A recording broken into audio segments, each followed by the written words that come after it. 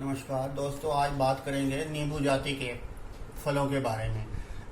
पूरा आपको बतलाऊंगा नींबू जाति क्या। ये सिट्रस फैमिली है, 5000 से ज़्यादा किस्में आती हैं। जितनी चाहे लंबी वीडियो बना दो, जितनी चाहे छोटी बना दो, ये आप पर है। आपकी ज्ञान मार्ग की शाखा कहाँ तक मार करती है। दोस्तों, आप नींबू को जानते हैं लेमन और लाइम के। एक बात याद रखने की है, लाइम खट्टा होता है, लेमन मोटा छिलके वाला होता है। ऑरेंज कह लो, संतरा कह लो, माल्टा कह लो, गलगल, किनो कह लो, ग्रेप फ्रूट, स्वीट लाइम, चकोतरा, नारंगी, मौसमी, कितने ही नामों से जाना जाता है। जैसे मैंने बताया 5000 से ज्यादा इसकी प्रजातियां हैं। हालांकि जो इसकी फैमिली है वो रूटासियाई फैमिली से बिलोंग करता है। ये अगर आप भारत से बाहर जाएंगे ना तो इतनी किस्में आपको मिलेंगी कि सुबह से शाम हो जाएगी। जैसे Israel citron, mandarin orange, sweet orange, sour orange, lime, lemon, sweet lime, calamansi citron, clementine, citrus medica, desert lime, finger lime, Florentina citron जो कि इटली का है, एक दुनिया में माना हुआ चीज है, ग्रेप फ्रूट, ग्रीक सिट्रॉन, काफिर लाइम। बड़ी हंसी आई जब मुझे पता लगा एक काफिर लाइम भी है, की लाइम, किनो, मोरक्कन लाइम, पपीता, टैंगरीन। इतनी ज्यादा किस्में हैं। और भारतवर्ष की जहां तक बात है, जैसे मैंने बताया रूटासियाई फैमिली का ये सिट्रस का पूरा खटा का एक पूरा बहुत बड़ा एक पैकेज है। खास तौर पे हम भारतवासी नींबू जाति को ही उगाते हैं, या कोई उगाएगा संतरा घर में उगाना चाहेगा तो चाइनीज ऑरेंज के नाम पर। आपको पता है दोस्तों, जितने भी लेमन उगाए जाते हैं या लाइम उगाया जाता है, जम्बैरी मूल ग्रंथ होता है या रंगपुरा लाइम, जो जंगली मदर प्लांट होते हैं ना, उनके ऊपर बडिंग की जाती है। अब जो बडिंग करने का जो वो समय होता है, जाहिर है वो आजकल का समय सबसे सर्वाधिक उपयुक्त होता है।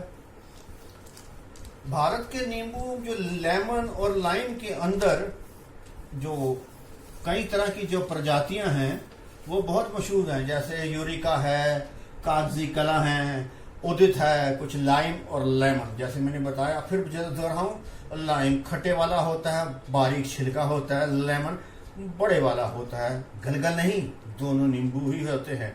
यानी कि अगर इंग्लिश में कहें तो ज्यादा आप पारदर्शी हो सकेंगे। इनकी बहार भी होती है, उसे अंबे बहार कहते हैं। जैसे हम कहते हैं ना कि मेरा नींबू 12 मासी है। नवंबर, दिसंबर, जनवरी को अंबे बहार, मृग बहार, मई, जून और जुलाई जैसे आजकल का चाहता है, हिरण बहार। वाह वाह वाह वाह वाह। तो अब तो वैसे बीज रहित जो होते हैं नींबू वो भी आने शुरू हो गए हैं, लेकिन वो हर जगह मिलते नहीं हैं।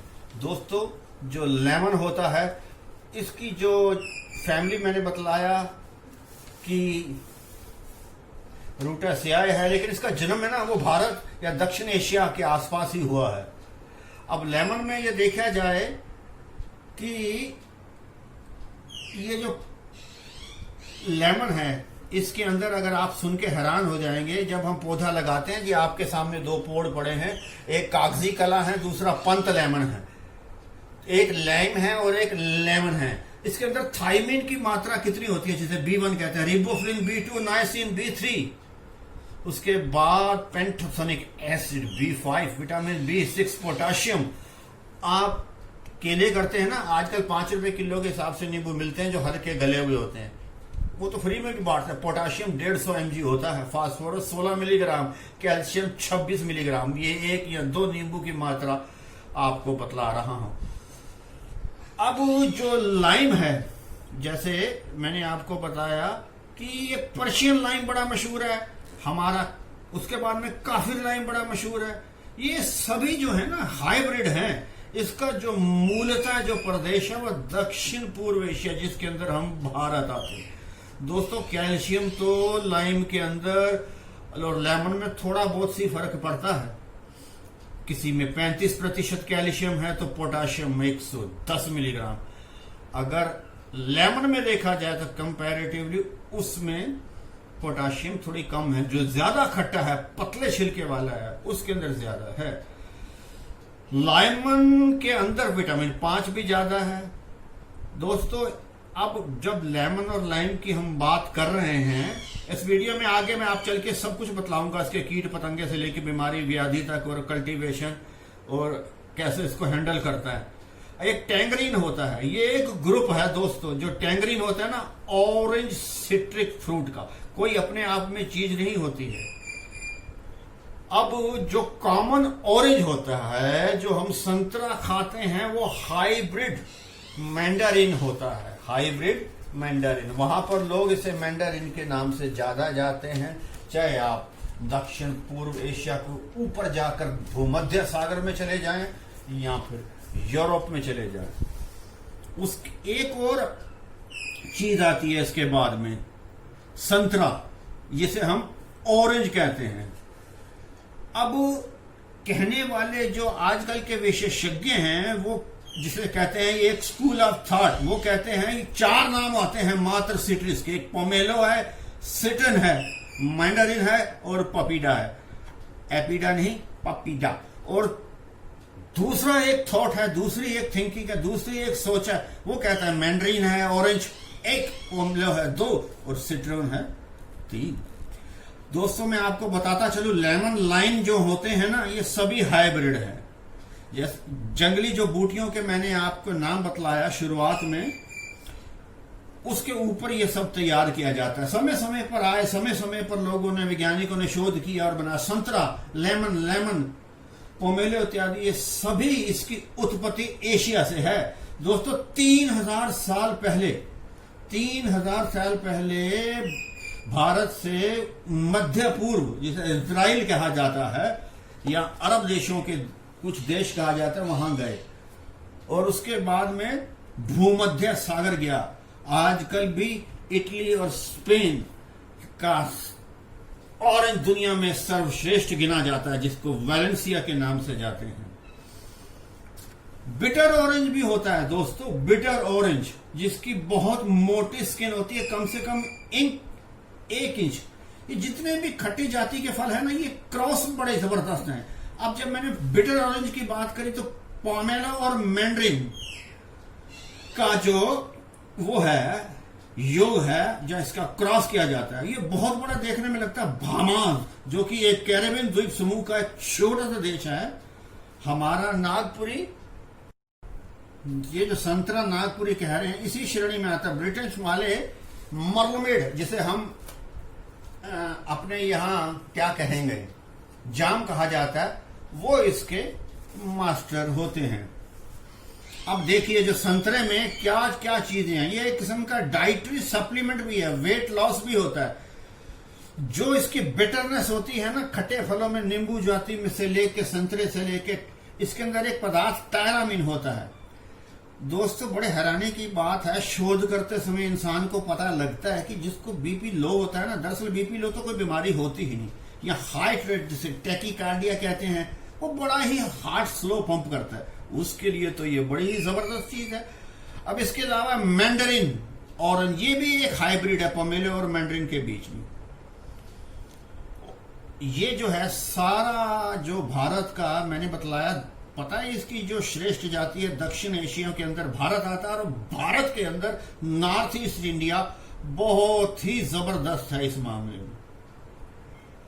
जो पोमेलो का जो फल होता है, उस सिट्रस से क्रॉस करके ये स्वीट लाइम बनता है। जब बात चली है ऑरेंज की, तो देखिए मैंडरिन ऑरेंज, बिटरनस ऑरेंज और बर्जिनेटो ऑरेंज सिर्फ इटली में डाला जाता है। बर्जिनेटो ऑरेंज की मात्र परफ्यूम उद्योग के लिए ही चलता है।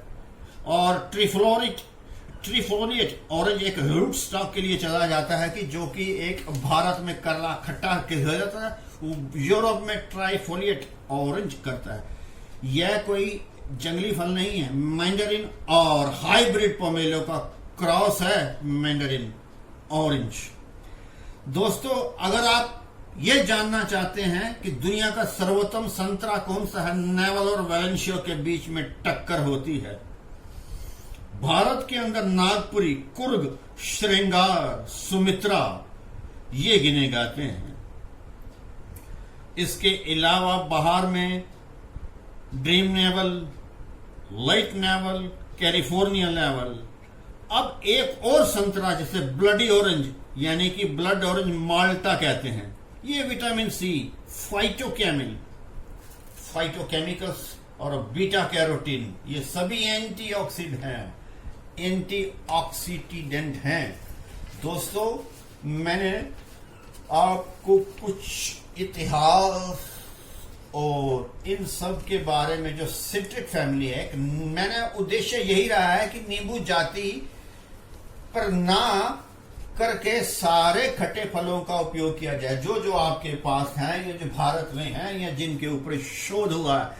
दोस्तों, अब नागपुरी जो भारत का संस्थान है सबसे बड़ा सिट्रिक फ्रूट्स के ऊपर, उसने इसमें बीमारियों का चलन भी बताया। फल गलता है, फल जो होता है ना वो गल जाता है, फिर रूट राट हो जाता है, ये इसके अंदर जड़ का राट हो जाता है, इसका फिर तना राट हो जाता है।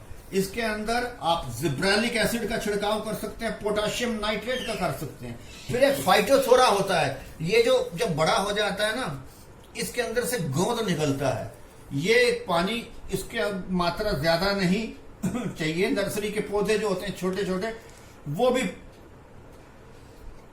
फाइटोथोरा से सबसे इसकी भयंकर बीमारी है। इसका इलाज कार्बेंडाजिम मेटासिस्टाट से किया जा सकता है। एक कैंकर नाम का, कैंकर समझिए नींबू वर्गीय फलों का कैंसर है, उसके ऊपर काले काले धब्बे फैल जाते हैं। फिर एक त्रिस्टिजा फैलाता है, एक तरह का एफिड, ये साइट कैंकर भी होता है। पाउडरी मिल्ड्यू भी आता है इसके अंदर, जैसे सफेद रंग के सारे पत्तों पे इसके जाले चमक जाते हैं। नींबू के अंदर उल्टा सूखा भी आता है ऊपर से, तो शाखा को काट दिया जाता है और कोई कॉपर सल्फेट का चूर्ण या लेप कर दिया जाता है। नींबू के वायरस भी होते हैं, जो वायरस होते हैं वो सोराइसिस, ट्रिस्टेजा, एक्सकाउल्टिस इत्यादि हैं। ये सभी व्हाइट फ्लाई से लेकर जैसिड, जो छोटे से वो हैं इंसेक्ट, वो फैलाते हैं। वृक्ष या पत्ते या प्लांट, इनकी छलों पर अंगूठी जैसे निशान पड़ जाते हैं, ये सब वायरस हैं। तने पर गर्त जम जाती है स्लेटी रंगों की, नए पौधों में पीलापन आ जाता है, यहाँ की बार्क या छाल वो निकलने लगती है। ये सब वायरस डिजीज की निशानी है। इसके लिए कोई इलाज नहीं, ज्यादा हो, जहां से भी आपको लगे कि वायरस लगा है तो उसे काट कर फेंक दिए। पर एक शर्त है, आपको पता होना चाहिए कि कीट लगा है या कोई बीमारी है। आया के कीट lead to virus and you have to cut the branch, it's enough. अब रही बात कीट की, तो इसमें पर्ण सुरंग जानते हैं, जब ये छोटे होते हैं, जब बीजों से उसका उत्पादन किया जाता है, आपको भारत में इसके ऊपर गुट्टी चढ़ाई जाती है, यानी कि एयर लीनिंग की जाती है, इससे इसका परिवर्धन होता है। एक सुरंग बनाते हैं मिट्टी के अंदर। नींबू की तितली भी होती है, कुछ बार्क यानी कि छल खाने वाले कीड़े भी होते हैं, स्केल कीट भी होते हैं, रस चूसने वाले भी होते हैं, जैसे एफिड है, जैसिड है, थ्रिप्स है। ये सारी चीज, एक इसके अंदर फाइला कीट भी होता है, पत्ती खाने वाला, चबाने वाला, एक किस्म की सुंडी भी लगती है। नारंगी का शूट बोरोर भी होता है, फल मक्खी, चूसने वाले पतंगे भी होते हैं, शलभ जैसे बतलाया गया, एफिड है, जैसिड है, थ्रिप्स है, मोइला है, हार्पर है। ये सारे क्या काम करते हैं, कुछ तो पत्तियों को चबा डालते हैं और दूसरे वायरस फैलाने में सहयोगी होते हैं। तो वायरस का तो कोई इलाज है नहीं। अब आजकल कोरोना फैला, उसका इलाज नहीं है, तो ये जो वायरस फैलाने वाले हैं, कीट है, उनको हमें किसी तरह से खत्म करना है, तभी वायरस जाके निकलेगा। तो अब इसके अंदर कई तरह के एसिड्स भी लगते हैं, कोई पंख वाले होते हैं, कोई पंखहीन होते हैं, जो काले काले जिसे आप कहते हो जो लग जाते हैं। आपको नजदीक से समझाएं तुलसी पर, तो इसी तरह साइट्रीला होता है, पत्तियों की शक्ल ही बिगाड़ देता है। तो कई तरह के इसमें कीट भी लगते हैं, कई तरह के इसमें बीमारियां भी लगती हैं। तो इसके लिए कुछ दवाएं नोट कीजिएगा। मोनोक्रोटोफॉस है, डाइमिथियोट, पैराथियोन, फास्फोमोडाइन, ये बहुत ही अच्छी आपको दवाइयां मिल जाती हैं। लेकिन 2-3-4 अगर आपने दवाइयां रखी हैं, उसमें कोशिश किया कीजिए एक एक दिन के बाद टाइम बाय टाइम उसको बनाया कीजिए। एक बारी में सारी दवाइयों को ना बता के एक बारी वो, दूसरी बारी वो।